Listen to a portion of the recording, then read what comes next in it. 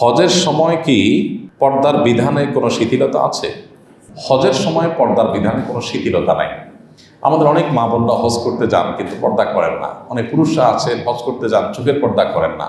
তাদের হজ নষ্ট হয়, হজের থেকে সওয়াবের চাইতে গুনাহ তাদের বেশি হবে। তো এই জন্য মা বোনরা যারা হজ করতে যাবেন তারা আগে ভাগে পর্দা পুশিদা করার প্ল্যান করে যাবেন। আপনার পর্দাহীনতা অনেক পুরুষের আমল নষ্ট করবে, তাদের হজকে নষ্ট করবে, যেন আপনি দায়ী থাকবেন।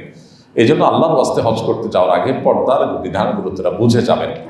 আপনি সেখানে গেলে বিভিন্ন দেশে মেয়েদেরকে দেখবেন তারা পর্দা করছে না সঠিকভাবে। এটা দেখে আপনি প্রতারিত হওয়ার কোনো কারণ নেই, বা এটা বিভ্রান্তিতে পড়ার কোনো কারণ নেই, কারণ তারা ভুল করছে। কারণ ভুলটা আপনার জন্য রেফারেন্স হতে পারে না, আপনি কারো ভুলকে অনুসরণ করতে পারেন না। যদি মেজরিটি মানুষ ভুল করে তারপরও আপনি সেটা অনুসরণ করতে পারেন না। আল্লাহ বলেছেন ওয়ালা তুতি আকসার মান ফিল আরদি ইউদিল্লুকা আন সাবিলিল্লাহ।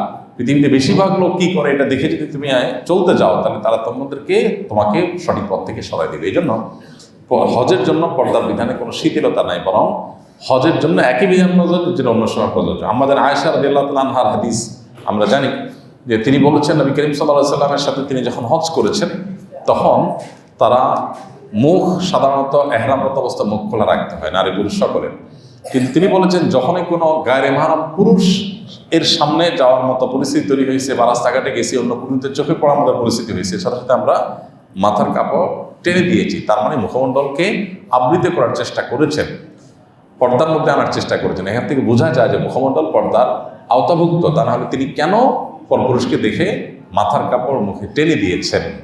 এই জন্য মা বোনদের আজকাল যে লক্ষ লক্ষ মানুষ হজ করে, এখানে রুমের বাইরে যখনই আপনি যাবেন রাস্তাঘাটে বা হজের বিভিন্ন কাজ করতে, তখন অবশ্যই আপনার মুখের যে সৌন্দর্য সেটাকে আপনাকে আবৃত করার চেষ্টা করতে হবে।